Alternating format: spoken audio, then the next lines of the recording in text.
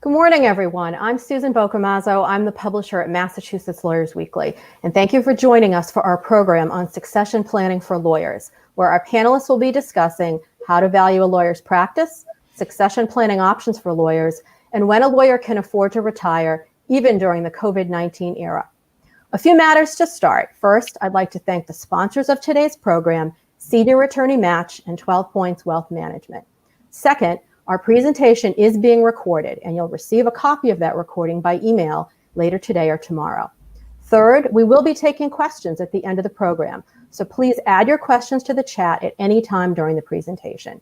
Now, let's meet our speakers. Attorney Jeremy Poock is the founder of Senior Attorney Match, which designs and implements succession plans for attorneys who have practiced for 30 years or more.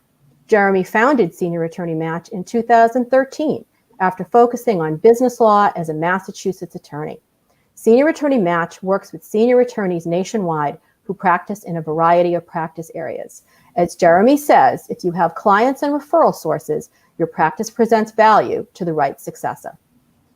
Attorney Chris Cahill of 12 Points Wealth Management in Boston runs the firm's family office services practice. Chris is a certified financial practice planner and a chartered advisor in philanthropy.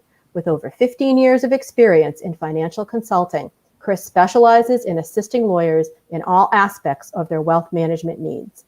His unique combination of skill sets allows him to focus on financial planning strategies, estate planning, charitable planning, succession planning, and portfolio management to help his clients achieve their specific long-term planning objectives. Chris also works with law firms to develop and implement appropriate retirement plan programs, risk management programs, and succession plans. While his clients are located throughout the country, Chris has developed a particular following in the Northeast, New York City, and Washington, D.C. And now I'm going to turn the program over to Chris and Jeremy. Thank you so much, Susan. We really appreciate it. And good morning, everyone. On behalf of 12 Points Wealth Management and Senior Attorney Match, we're very honored to be here presenting to you today. We know that you have a lot of opportunities to be doing other things this morning, and we're truly honored that you're spending time with us today. Right, Jeremy? Yeah, thank you very much. And big thanks to Mass Lawyers Weekly for hosting this webinar. We look forward to spending the next hour or so with everyone who's joined to address these questions of how do you value your law practice and when can you actually retire. Excellent.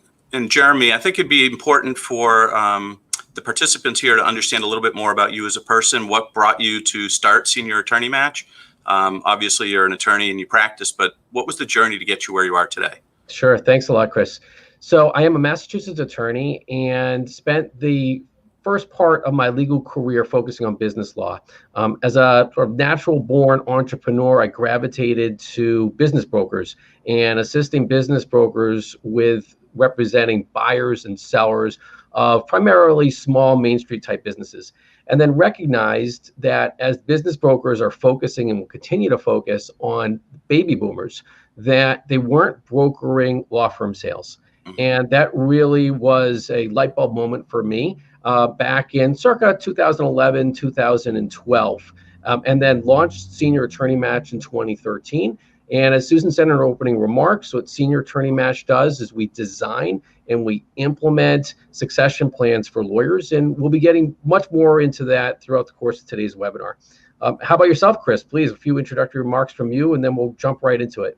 Excellent. Thank you. So I practiced law myself in Boston for a number of years back in the late 90s.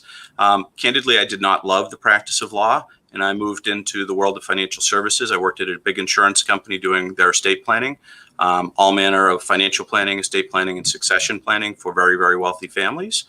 And I transitioned out of that back in 2009 to work directly with clients on their personal financial planning needs and objectives. And through that time period, it was pretty clear to me that the attorneys that I knew were really struggling with planning appropriately for their own wealth and getting to the end zone and getting into a successful and through a successful retirement period.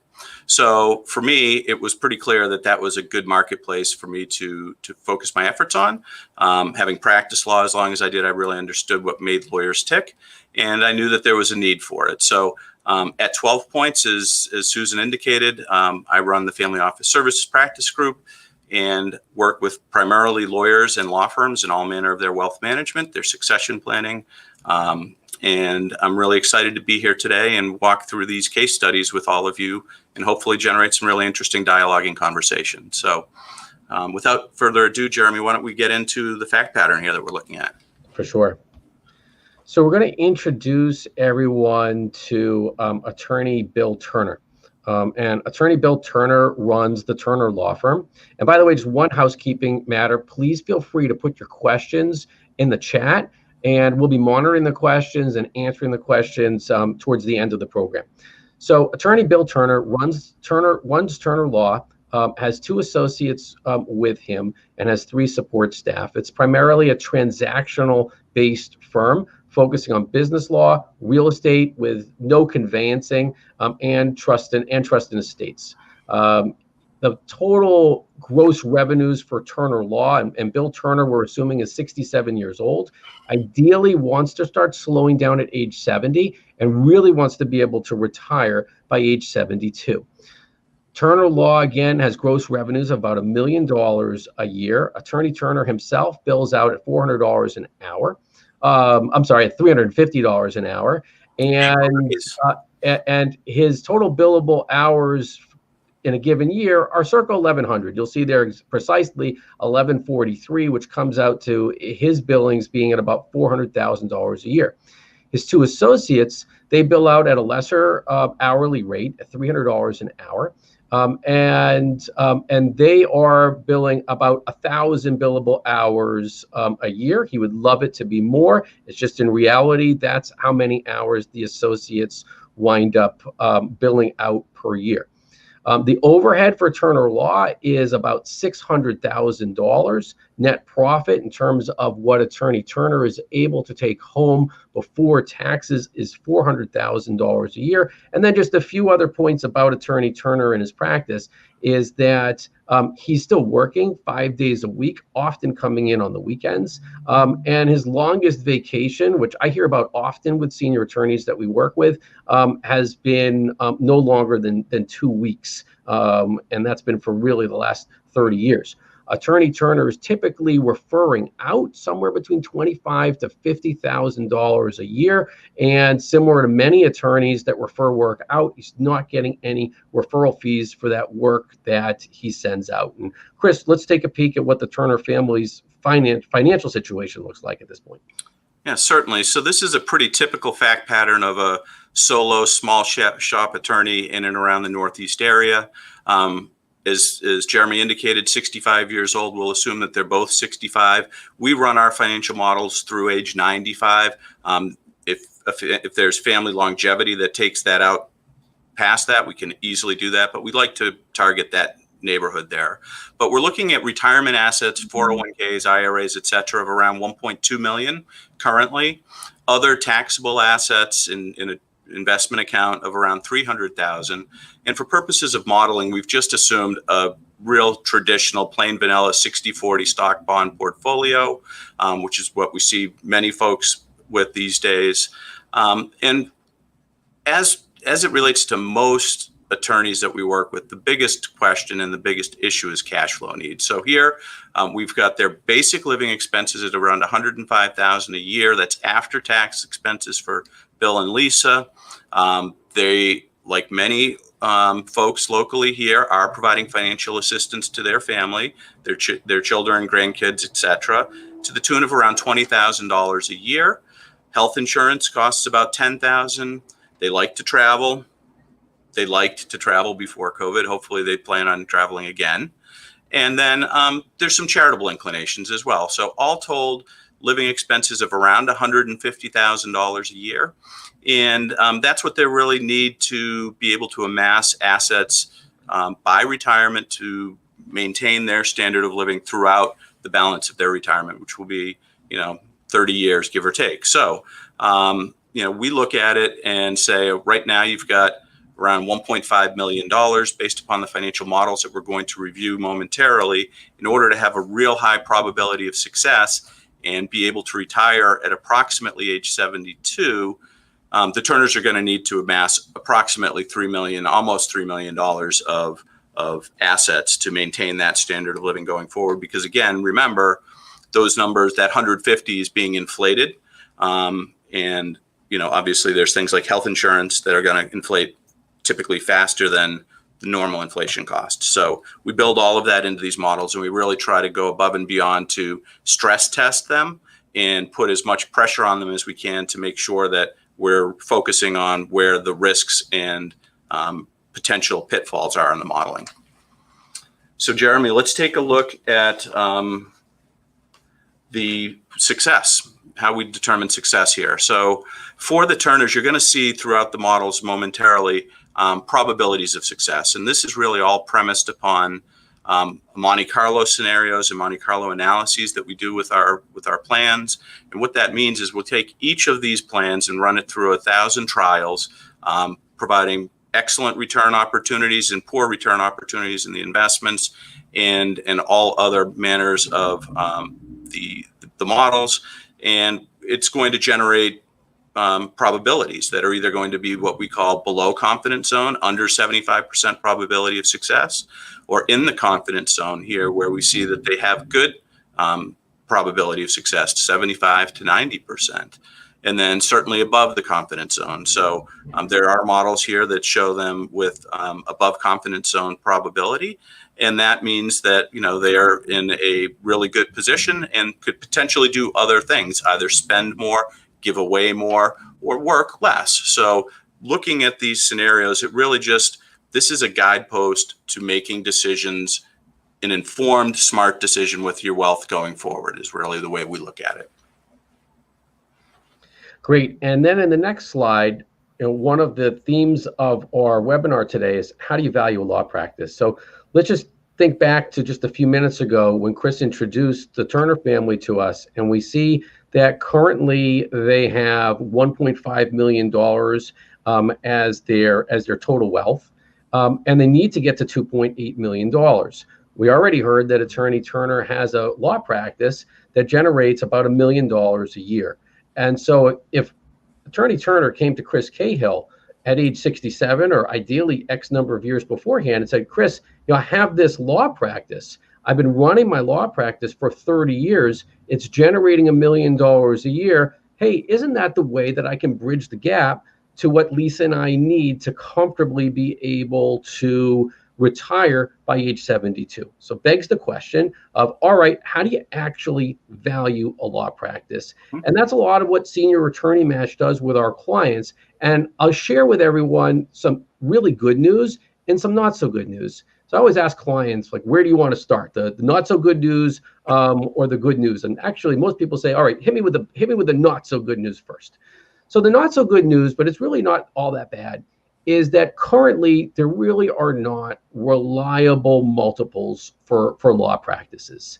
And the reason why is we look at this particular slide and we say, okay, there's 4 elements to valuing a law practice: the client list that Attorney Turner's developed, the referral source list that Attorney Turner's developed, the goodwill associated with his practice, and his own subject matter knowledge.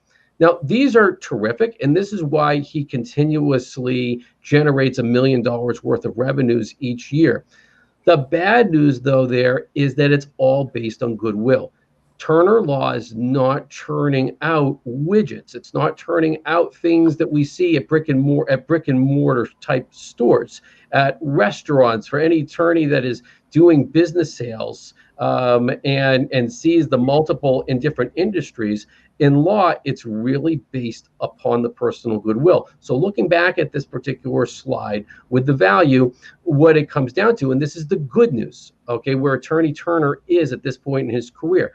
The value of Attorney Turner's practice, when you take these 4 elements, is you see these green lines here, is the future retained billings. For the right successor for Attorney Turner, the way that Senior Attorney Match promotes for attorneys to successfully transition their practices and monetize their practices is to either enter into an internal or an external plan that is internal within his law firm, and we'll talk about that in a few minutes, or joining a growing law firm where the payout to Attorney Turner is often an earn-out payable over time, a percentage of those future retained billings that are paid over a negotiated period of time.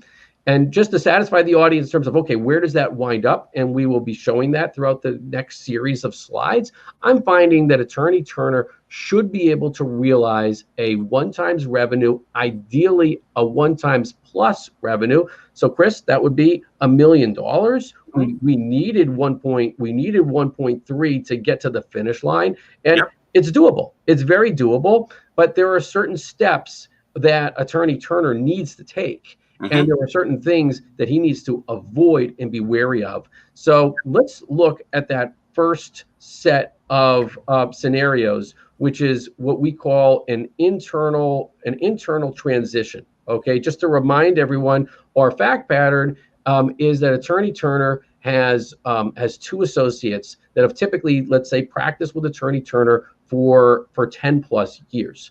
In this model number one, and we'll be doing two models today. Model number one is an internal successor. And here we're talking about maintaining the status quo. That is, Attorney Turner will continue with his associates to generate that $1 million a year for the foreseeable future. Now, remember, he wanted to slow down at age 70. In this model, though, because often Attorney Turner, now could be different, but what I'm seeing and what we call attorneys like Attorney Turner in the smaller law firm setting, I refer to them as Papa Bears and Mama Bears. That is, they're the ones that are bringing in the porridge, the clients. They're the ones that have the referral sources. And as their practice grew, they brought in associates because the associates needed to do the work while Attorney Turner is out there bringing in the business. In the ideal world, Attorney Turner is introducing the clients and referral sources to his internal successors. They then think of a baton and a track race. They're picking up the baton. Attorney Turner at age 72 is then phasing out, practicing much less. In fact, is even fully retired, as we're seeing here. And Attorney Turner through age 76 is getting paid in that earnout. Now, why is the earnout only at $120,000 for 5 years? Unlike the other scenario that we'll show later on in the webinar, we're assuming that there are going to be clients that aren't going to stay with the internal successors, and he may not negotiate as competitive of a fee-sharing arrangement with his internal successors as he would if he went to the proverbial market and negotiated with several firms for Attorney Turner and often his associates to join. So Chris, 97%, that looks pretty good. Let's hear from your side about this scenario A. Yeah, so it looks really, really good, to be honest, obviously, right? I mean, anytime we're above the green into above confidence zone, it's excellent. So in this model here, what we see is the income is really driving the savings capacity from age 67 to 72. We're assuming that he is saving all that's not being spent in the form of taxes and those living expenses that we discussed earlier. And then most importantly is that exit and the payout clearly helping offset those living expenses into retirement starting at age 73 to 76. So what we find in many instances here is that, you know, the longer one can keep their hands off of their piles, the savings that they've had, and allow it to grow, the more the probability of success rises, as we see here. So this is clearly a wonderful solution and opportunity. I would submit to you that that a model working out exactly like this is probably not likely going to happen. Having it go perfectly where the billables continue to stretch out just as illustrated and the buyout working so smoothly with the internal successor, there's a lot of risks that can come to the table. We can think of any number of them here. The successor not being equipped to do it, not wanting to do it after a period of time, maybe some health situations on either side of it that would prevent the numbers from materializing the way that they are illustrated here. So this is truly the best case scenario. And we're going to look at a couple of other scenarios as it relates to the plan of staying the course, what we call the status quo, and really stress testing these. So let's take a peek at the next model here. So scenario B, Chris, this is the one that I observe most often.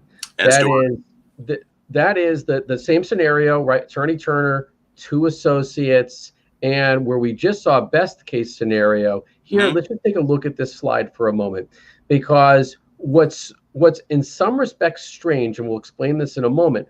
Attorney Turner keeping up the pace of $1 million a year is getting more and more difficult Yep. as the years go by. So we're assuming that the income revenues into the firm are decreasing by Mhm. 15% for years. And if we can just go back to that value slide for a moment, when we showed how Attorney Turner has these four elements to valuing a law practice. So in reality, as Attorney Turner is getting older, his clients are retiring. His referral sources are retiring. Number three, the goodwill. The goodwill is there, but there is a new player in the market, and that player introduced itself probably about 20 years ago, and then has really come on strong in the last 10 years. And that player is someone who people from age 3 years old to 103 knows, and it's Google. For as much goodwill as Attorney Turner has, and he may be the best business law attorney, the best teeny attorney in his community, when new clients are going to be looking for a T&E or a business law attorney, they are going straight to Google. And oftentimes, the senior attorney, and now we can go back to scenario B, what can explain why somebody who's otherwise really at the peak of their career in terms of subject matter knowledge and reputation and can charge a premium rate are losing the clients because he just didn't keep up with internet marketing strategies. So as a result, in reality, those revenues are going down. Now, the bad side of the revenues going down is also the fact that he wants to retain his associates and his staff. Mhm. Well, they're not readily coming to him and saying, "Hey, we'll take a haircut in our salaries." In fact, he's worried that they may bolt. And so he's actually, as revenues in the firm are going down, he's actually often giving raises. Or if he's not giving raises, then he's keeping them at the same levels. And all of a sudden, those internal successors that you're assuming are going to be able to take over your practice, they may actually leave at some point. And Yep. I'll just share with the audience, there's a podcast that Senior Attorney Match published earlier this year called The 5 Myths versus Realities for Succession Planning for Senior Attorneys. And several of those myths are that your internal successor is going to really wait around to Mhm. take over your practice. And as Chris alluded to, there could be an unforeseen departure of a partner, of an associate, and all of a sudden these numbers are going down. So long story short, and Chris, I'll turn it back over to you in just a moment. You'll see here that as this reality of less revenues and the potential for an associate or partner to actually leave the practice is making that plan much riskier. Absolutely. I think the potential and more likely result in this status quo model is that the internal successor is going to make a decision to not stay, and that's heightened in the world that we live in today with COVID. I mean, so many people are making changes. So many people are contemplating their lives, where they live, what they're doing, where they want to be. And as a result, it's not surprising to see people make decisions that are contrary to what the conversations might have been prior. So there's any number of scenarios where we can see the internal successor leaving. But what it really means and translates into here for Bill and Lisa Turner and for their family is some difficult decisions and choices, right? So we've seen now the probability of success dropping from 97% to 77%. And the only change that we made in these models is the income capacity that Bill has, his corresponding savings capacity, and then the fact that in this model here, we see the internal successor saying, this isn't working for me, your practice isn't worth what you thought it was. And they're either going to go to another firm or they're going to say, I'm going to go set up a shop right next door. See you later. And that happens too, as you all know. So What happens here, unfortunately, is that tail, that buyout that allowed Bill and Lisa to keep their hands off of their piles otherwise, is now gone. So at age 72, they need to start hitting their assets for retirement purposes sooner than they would have otherwise. And as a result, these assets coming out of taxable accounts, IRAs, 401ks, subject to income taxation, and it really depresses that probability of success from 97%, which is very, very comfortable, to 77%, which I would suggest is less so. So this is kind of getting them to the point where they need to start making decisions about, are we going to continue to spend like we did? Could we travel like we want to? Should we continue, and can we continue to help the family as much as we want to and have? So these are the hard decisions that will come from this scenario. Right.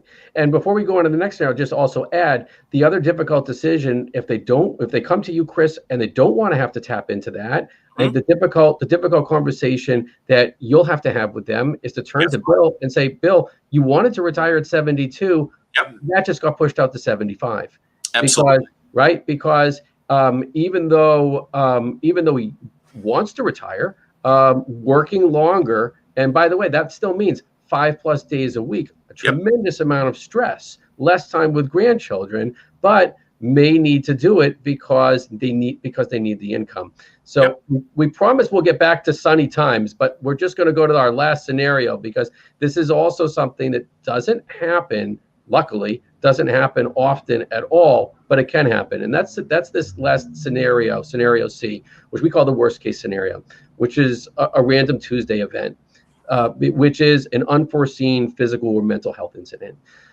If we remember at the outset of this, we explained that lawyers aren't selling widgets. It's all based upon the personal goodwill of an attorney's practice. Unfortunately, when a senior attorney can no longer practice, the ability to sell the law practice, and we won't touch upon it much during this webinar today, but there is a mechanism in the professional rules of conduct in every state. Massachusetts and every state has adopted a version of the ABA's recommended Rule 1.17 in the professional rules of conduct for how to sell a law practice. Senior Attorney Match has only done that to date, unfortunately, when working with estates of law firms.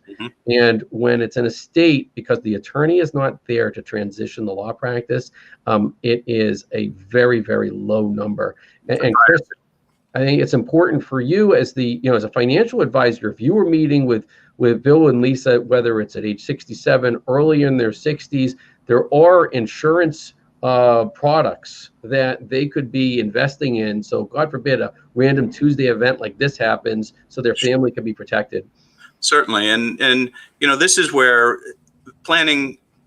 early planning makes all the difference. So hopefully many of you out in the audience today are in your early 50s, late 40s, and just trying to be proactive, and that's wonderful. And you're not waiting till, late 60s, early 70s, which we see, quite frankly, too often.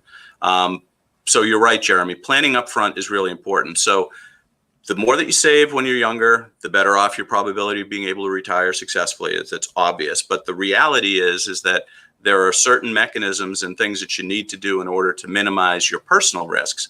Those things are very simply making sure that you have appropriate disability/income protection. It's amazing to me how few attorneys truly have that locked up and figured out.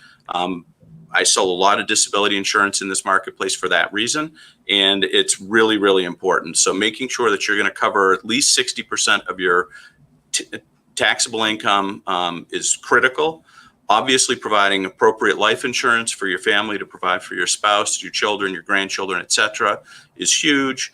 And then the other is long-term care insurance. Clearly, an overlooked area for many folks, but making sure that you have appropriate coverage to pay for those risks of having an Alzheimer's, a dementia event, or some other care need, and shifting the risk to an insurance carrier is huge. So theoretically, our clients plan for that well in advance. This model here shows somebody that did not and had something happen to them at the age of 70. Income was progressing well, so we're going along that first model where everything is good.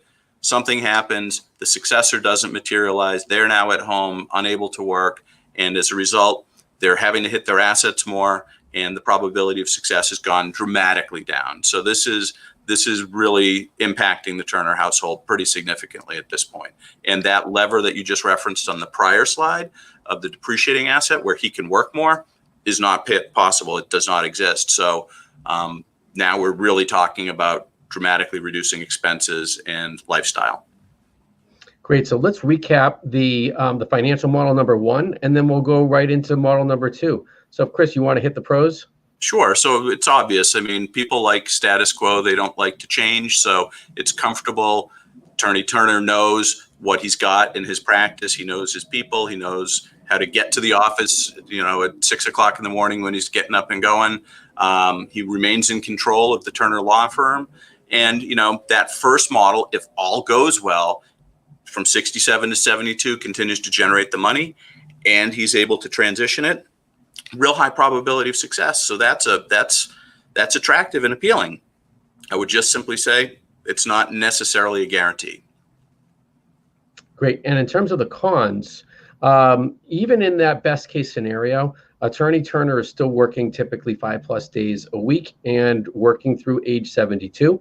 There's the possibility of the Random Tuesday event that we described, and there's that lowering in revenues while expenses are at least staying the same, if not increasing. And by the way, I'll make an exception to our rule of doing Q&A at the end, because one of the people in the audience asked the question of, are there steps that Attorney Turner could take, or really any attorney with an internal successor can take to mitigate those concerns about the internal successor leaving?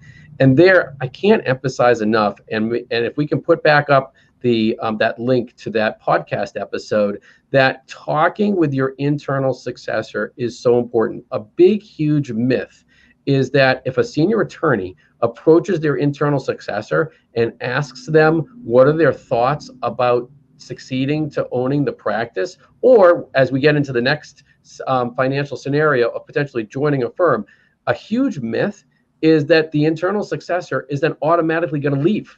And then the senior attorney is really, in a hard way because the presumed internal successor has just left. In my experience, it's a total myth, because that internal successor depends on the senior attorney for their financial well-being. They're writing the checks, and the internal successor typically doesn't have a significant enough book of business to go to another law firm. So just to answer that question, and we can address it more during the Q&A, totally promote is having a sit down with the internal successor and just have a heart-to-heart, and they'll appreciate it. And also involve an intermediary, whether that senior attorney match, financial planner such as Chris, someone else if the senior attorney is not comfortable, but have the conversation to avoid the Random Tuesday. Yeah, and I would agree with you completely on that, Jeremy, because it's on the mind of the potential successor as well. As a young attorney or a maturing attorney, they're trying to figure out what their future holds and where their place in the world is. So as Bill is aging in his career, his associates sitting in the office next door to him, looking at Bill aging, looking at the clients aging, and wondering, what's the plan here? And they might be a little shy to ask for fear of maybe overstepping their relationship. But I think it's incumbent upon Bill to bring it to that successor and have that conversation in order to really open it up and have that possibility of getting that 97%. If they don't have that conversation, that's not going to happen, because that successor will bolt at some point for any number of reasons. Chris is right, and and often, of course, the most inopportune time. Hence why we call it a Random Tuesday.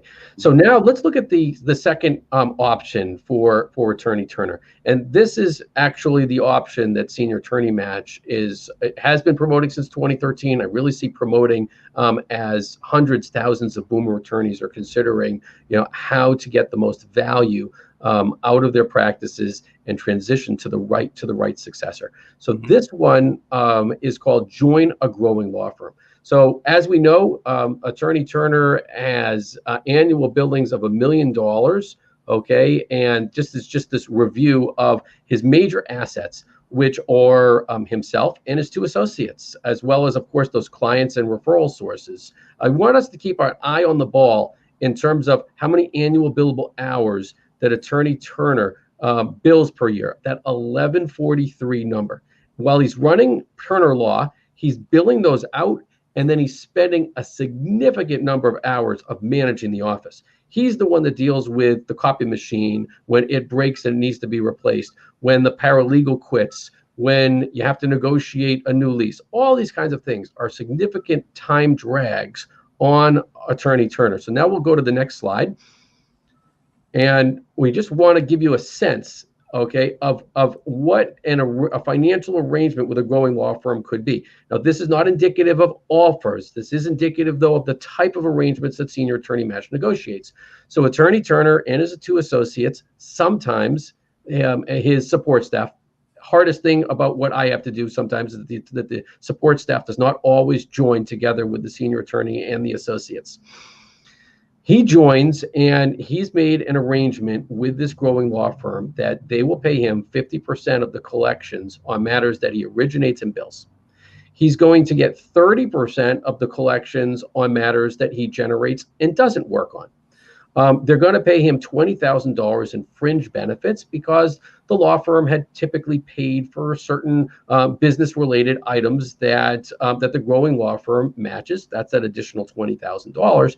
And then the firm has agreed that when he retires, when there's a trigger event for retirement, that the firm is going to pay Attorney Turner 25% on all the matters attributable to him for a period of 5 years. So now we'll go through a similar A through C like we did when he's running Turner Law. In scenario A, which is another best case scenario, here we have Attorney Turner. Okay, so we're assuming the same amount of revenues are coming in because he has successfully transitioned those clients and referral sources. He's informed them that he's joined this new law firm. This law firm does the same type of practice that he does: business law, real estate, T&E. They also do the areas that he used to refer business out to, so he can capture those revenues instead of referring them to other lawyers. So here we have Attorney Turner working at ages 67, 68, 69. He's actually making more money, $430,000 versus the $400,000, primarily because of that capture, okay, of the work that he used to refer out. He's retiring at age 70 versus age 72, and he's receiving $200,000 a year for ages 70 through 74. For anybody doing the math out there, what we're assuming is that 25%, he's not getting 25% of $1 million. We're figuring that there was some business that is going to be lost by joining the new firm. So he's making that 25% on $800,000 over 5 years, though. Chris, that gets him to the $1 million amount, and he was able to significantly retire at age 70. Right, and this is a wonderful solution for Bill, to be honest, because to your point, it allows him to remove that headache of the administrative components, the HR, the negotiating of leases, the shoveling of the sidewalks, all of that stuff that he had to handle in the day-to-day practice that kept him away from his passion, which is practicing law, right? So in this model, what we see is that $430,000 a year of income for 3 years, works real hard. This really, really depends upon him being able to transition those clients into the firm. And what then happens here is he gets to go put his feet in the sand, wherever that is, and relax, because he's going to capture that billable coming off for those 5 years into retirement. And that is just such a weight off of his shoulders that it just really impacts him and the family in a positive way. So the probability of success is excellent here still. And what I would submit is that, the clients, along with the staff, is going to be happy because there's now a plan in place, a real plan. There's a firm that Bill's joining. It's a quality firm. It's a firm with a name that people know and respect and like. And they now know, as staff and associates and as clients, particularly important for the clients, to see, hey, there's a plan here, because you know what? The clients are sitting around wondering, how long is Bill going to keep doing this? He's not as young as he used to be. And at some point they might say, I want to work with somebody that's got a plan in place. So this answers those concerns really, really well. So this scenario here is clearly the best case in this modeling. But it's also just really comforting to Bill and Lisa because they now can retire a whole lot earlier than they would have otherwise. Great. And if we can just go back to that value slide again. because just to make the point that Chris was saying, we talked about before with Turner Law and the introduction of Google as a player, that he's going to have depreciating value as he's running Turner Law. To Chris's point, when Attorney Turner is joining the growing law firm and he's now able to introduce to his clients and referral sources several 40-somethings, early 50-somethings, 30-somethings that know that they can capably, competently, zealously continue to represent his clients, there is not a depreciation in that value. In fact, there's an acceleration in that value. I'm working with a client right now. She will be spending the next 10 months introducing her clients that she's developed over the course of a generation to the lawyers at the firm that she joined. And also, Chris, to your point about the relief of no longer having to carry those administrative costs. It's actually at every closing that I've had to date, maybe not everyone, but almost everyone, after literally the ink dries, the first statement that the senior attorney will say is, I am so glad I am never going to have to write a rent check ever again or worry about payroll. Because instead, what they're focusing on is what they enjoy doing. And whether that is working on cases, whether that's developing business, whether that's even tutoring younger attorneys. Exactly. It's a tremendous value, so many values that senior attorneys can offer as compared to negotiating a new copier lease that they can't believe that they're signing off on. No doubt. So let's take a look at the next model here, Jeremy, what we call the medium case scenario. So here, walk us through the fact pattern, and then we can address the impact of the models. Same fact pattern. Attorney Turner and his associates, they join the firm, and the only real significant difference here, Chris, and this is a hard one for senior attorneys, is giving up control. Yep. Right. That is, join a firm, and you're still calling your clients, say, you know what, I joined the XYZ firm, but still call me. I'm still your attorney. They hoard it, right?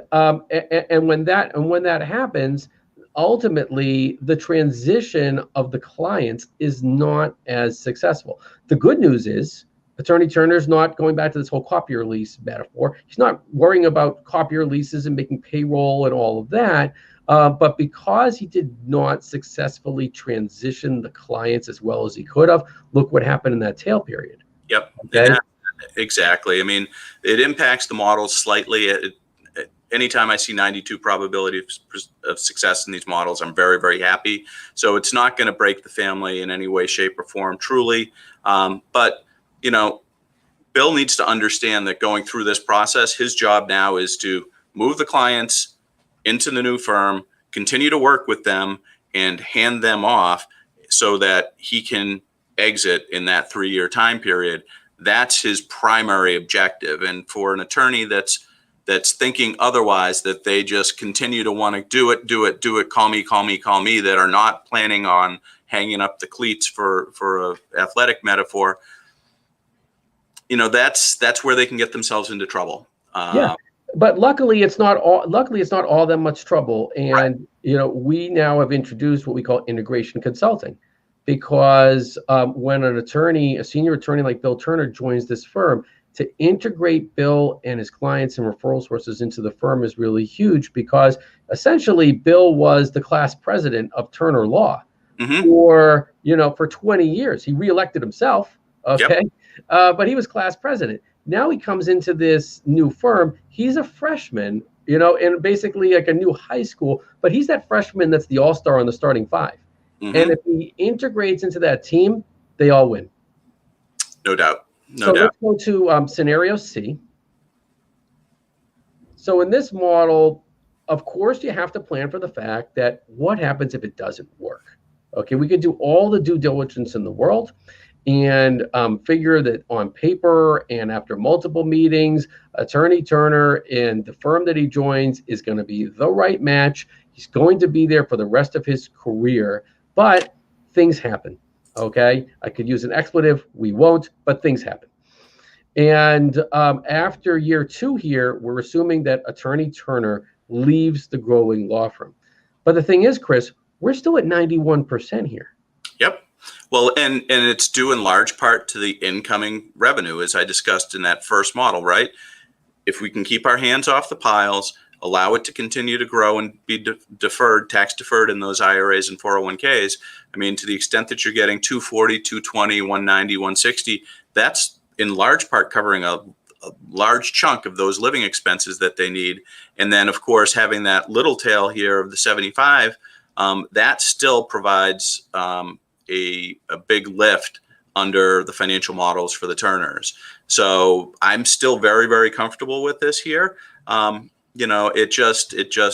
This really is dependent upon the quality of the document executed between Bill and the firm to make sure that year 3 here at age 69, that he's going to get paid that amount of money going forward, and still be able to get to this 91% probability of success. That's right. And so just to go a little bit into the weeds, the agreements that we'll draft will provide for, if there is a divorce, there's a breakup, then clients that remain are typically subject still to the terms of the deal and the fee sharing. As lawyers will know on the webinar, there are no restrictive covenants permitted between attorneys.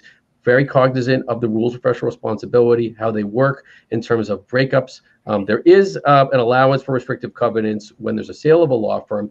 But the reason why we stay in that higher percentage is because Attorney Turner would have done the hard work to really organize his office and his business, so that if there is a breakup, and yes, we've had only 2 to date, but in one of those breakups, one attorney wound up retiring.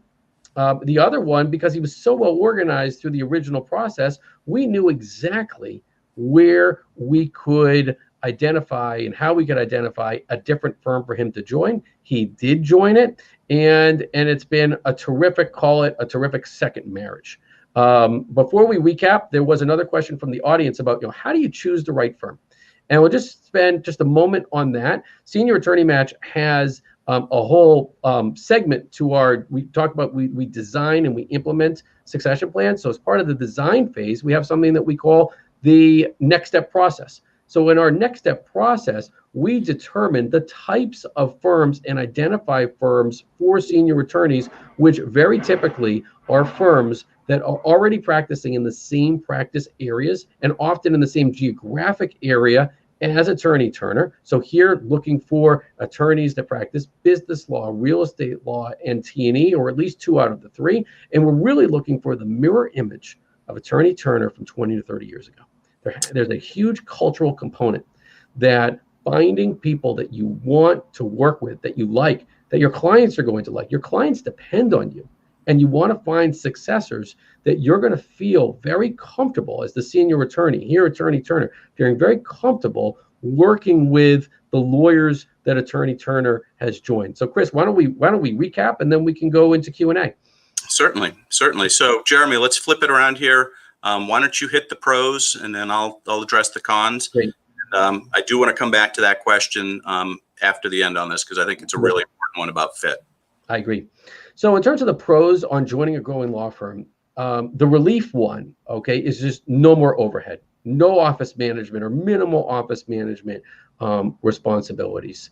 The second one is maintain annual income, while you are transitioning clients and referral sources to the growing law firm. And by the way, it's fascinating. For so many business owners that never really took a regular check, it's interesting, fascinating, relieving to actually get a check every 2 weeks. And it's all typically subject to a formula, but to actually be on payroll is an interesting experience for many of our clients. And here, like Attorney Turner, can often retire, or at least be able to retire, right? When we were talking before, when he's running Turner Law, I mean, every January 1st, when Attorney Turner is waking up, he's thinking to himself, is this the year that I can retire? When you're joining a growing law firm, you actually have that in an agreement. Now, granted, things can change, but we've negotiated. He's going to retire by a certain age. We've negotiated the cash flow, and just recalling that value slide. We don't need to go to it now, but recalling the value slide, he's got a plan in place to transition those 3 valuable components of his firm: clients, referral sources, and the goodwill. So let's hear about the cons. So obviously, it's all about the integration, right? I mean, making sure that Attorney Turner matches with XYZ firm, and that the staff does as well, and the clients, and the referral sources, and those things are potential risks, and there's a lot of work involved in that. That would probably be Bill's full-time job for a period of time. Clearly a risk is that the revenues just don't materialize as anticipated. That is the biggest thing. That's the thing that will keep Bill up at night for sure, at least for the first several months of the transition. And that will impact his capacity to generate the income that we've seen in these three models. So if it doesn't materialize as indicated, then clearly the models are going to change and be different. And then the biggest one, obviously, Bill's been a bit of a lone wolf out on the range by himself. And now he's going to be working in a firm, and he's going to need to play well with others. And, working for/with others can be difficult for many attorneys that are solos or in very, very small shops. And, Jeremy's seen it. I've seen it. We've all seen it where people just don't play well with others. But that's a big risk, but not one that's insurmountable. Again, assuming that there's no real personality issues. I mean, if Jeremy or I was working with an attorney and we sensed that their personality had a serious edge to it that made it difficult to envision this person being in a traditional office that we know and we work with, we would talk about that. We would probably get some sort of coaching and guidance to help smooth that transition, because if he gets in there and it's just abrasive, that's not going to work for anybody. So that, I think, covers the pros and the cons and the recap. We're going to transition here. We're now almost 50 minutes in to address more of the questions. But before we do, I wanted to just take a quick moment, Jeremy, and spin back to the question that the audience member asked about the right fit. So that is just such a huge component to what Jeremy does, what I do when I help clients transition their practices or move from firm to firm. It's all about the culture, and it's all about knowing, really understanding what the attorney's practice looks like, what their business looks like, what their clients look like, and what sort of folks that they'll mesh well with. Many of these firms in and around the area that Jeremy works with, that I work with very closely, we know them well. We know what that firm culture is. They're hard charging. They're in, bright and early. They're working real late.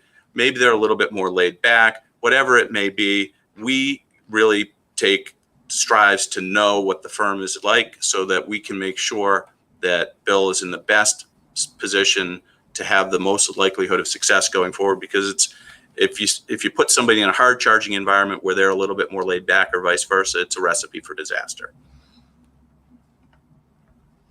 Thank you, Chris. Okay, so we encourage people to put questions in the chat, and we appreciate the questions that are coming through. Our next question is about payment, and this comes up a lot, which is it reasonable to anticipate both a one-time payment for goodwill and then a percentage of referred business thereafter? So Karen, thank you for that question. So some tough news here, okay, but it shouldn't really be that surprising. And again, if we can just go back to the value slide. The tough news is that it is very difficult for a bank to lend on goodwill, okay? Because if we think about all the attorneys that are watching this, what are the UCC1 assets that a bank can list in that financing statement?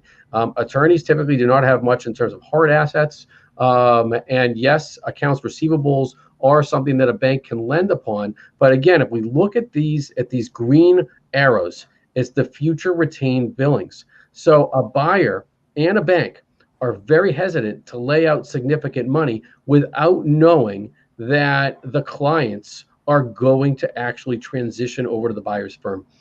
And a buyer, a growing firm, however you want to call the firm that succeeds to a senior attorney, an internal sale, okay, are much more comfortable saying, okay, senior attorney, you have these 4 elements of your value, if they produce, will produce. And that's why I'm often finding and structuring that the payments not include an upfront payment. It's just the reality is that there's typically not an upfront payment and that the payments are done over time. There are exceptions though.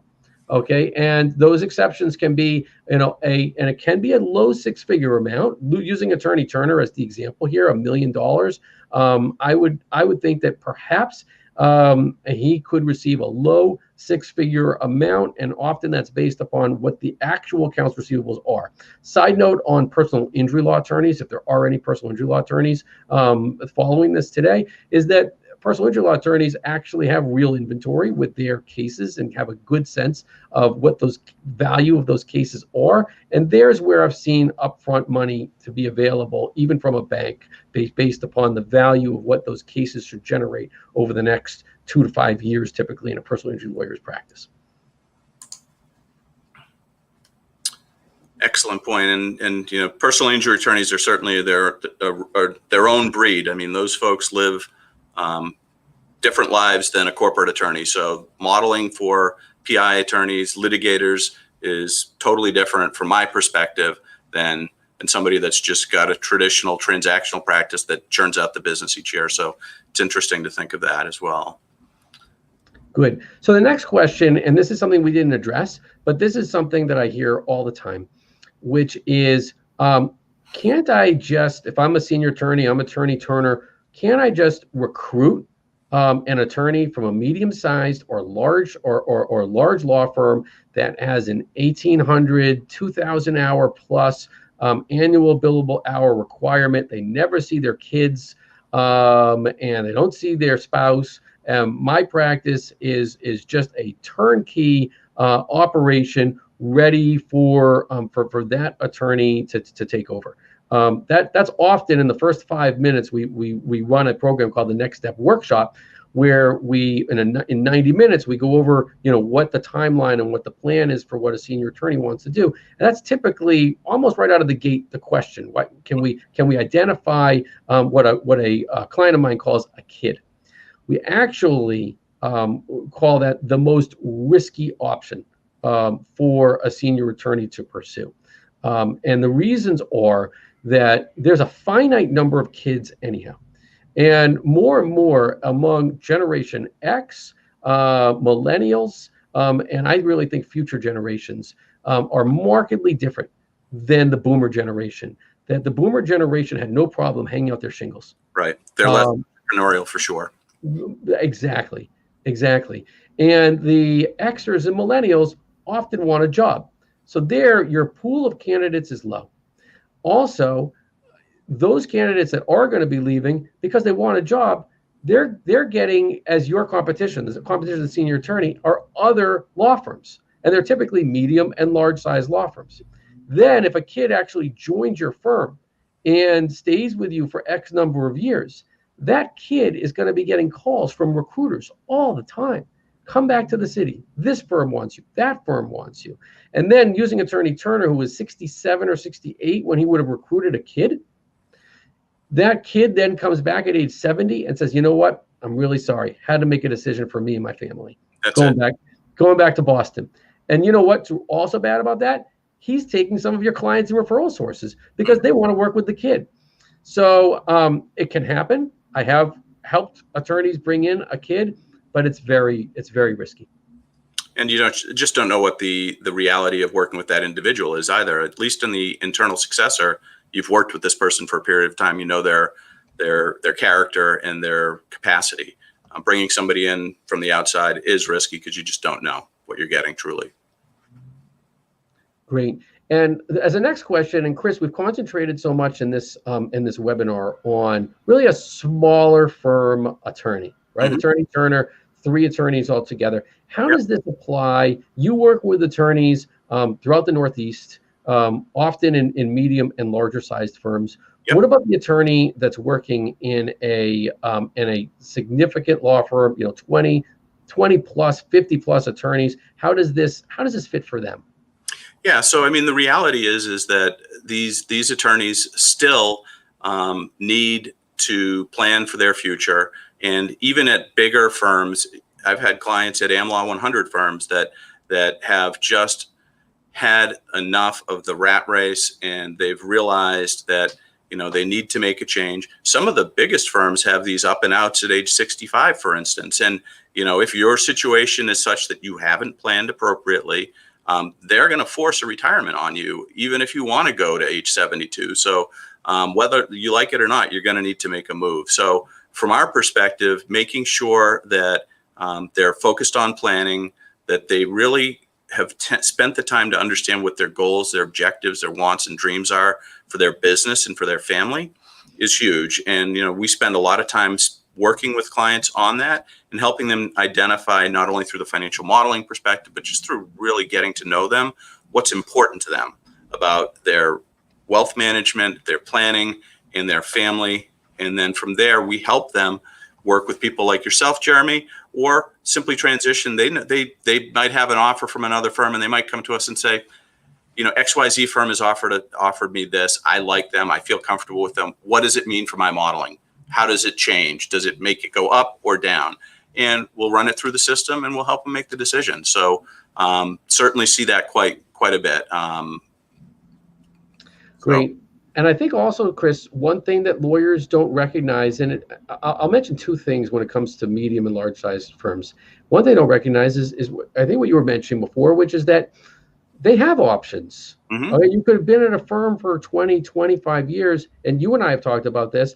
The T&E lawyer who the senior partners come down and say, okay, we're got to raise your rates. And you were at $900 an hour, let's just say, we're going to raise your rates to $1,200 an hour. Finding a client that wants to pay that, right? Right, exactly. And so what you're saying is correct. That is, the market can only bear so much. Mm-hmm. Now, if that attorney is billing out at $900 an hour, well, heck, at $600 or $700 an hour, even $500 an hour at a boutique T&E firm, you know, somewhere out in the suburbs, that would be psyched to start working with that attorney's clients. I mean, that is a hero opportunity. And they can make more personal money and have a better lifestyle. So I agree with you that we do see that quite a bit. You're right. Great. And so we're getting another question about different valuation methods for how do you value a law practice. And so I certainly, throughout the course of this webinar, I will really stick by, because I've been doing this now for almost 10 years on the valuation model, and we can go back to that value slide.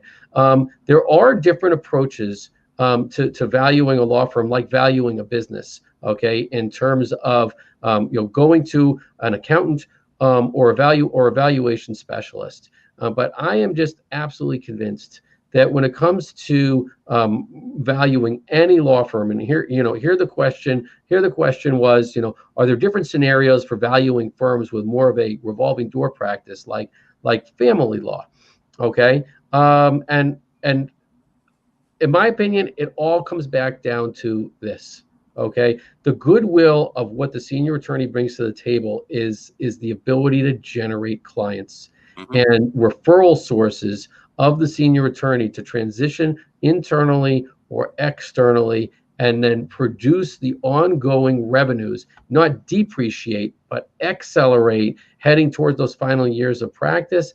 That's the proof in the pudding for what the value is. It's the future retained billings attributable to these 3 points. Excellent. Great. Wondering if there are any other questions. Otherwise, we can start wrapping up. We've got about 5 or so more minutes on Q&A. And remember, this will be posted live, and or posted out to you, so you can watch it and review it later, and share it with your colleagues to the extent that you feel a need on that part. So you'll have it shortly. Terrific. Well, we very much want to thank Mass Lawyers Weekly for all of its efforts to host today's program, in particular Susan Bocamazzo and Scott Ziegler at Mass Lawyers Weekly. Chris, I really want to thank you as well It's been an absolute pleasure presenting with you, preparing with you. Your focus on lawyers on a national basis. You are a lawyer. You understand small, medium, and large-sized firms. You understand attorneys like Attorney Turner, and you understand attorneys that are working at medium and large-sized firms. And just can't recommend enough for lawyers that want to do financial planning. You should be working with people that understand what you go through on a day in, day out, year in, year out basis. Chris, it's been a real pleasure. Thank you, Jeremy, and I feel the same. It's been wonderful putting this together with you, and I certainly want to thank the folks over at Lawyers Weekly. Great job here, and to the extent that there's specific questions that we didn't have a chance to address here, we'll do our best to follow up with you and answer those to the extent that we can. And before we end, I just had two things that I wanted to say. As it relates to financial planning and retirement planning for lawyers, just take a moment and think, how would your life be different if you knew that your planning was all set? What sort of peace of mind would that provide to you and your family? So as you think about what we've talked about here today, those are really important questions, because I think it would provide you with the clarity and the comfort to know that you've really gotten yourself all set. So really appreciate it. Thank you all for your time today. Jeremy, is always a pleasure. Andrew, Susan, Scott, thank you. And we'll talk to you all soon. And actually, you just referenced Andrew. So there's an unseen person that we really also want to give kudos to, and that's Andrew Penziner. Andrew runs a company called Motivity Video, which is Massachusetts-based. And Andrew has been orchestrating the entire webinar today. We're in a changing world. We are, as we all know, we have been thrust into this Zoom world. We're actually using a different program called StreamYard.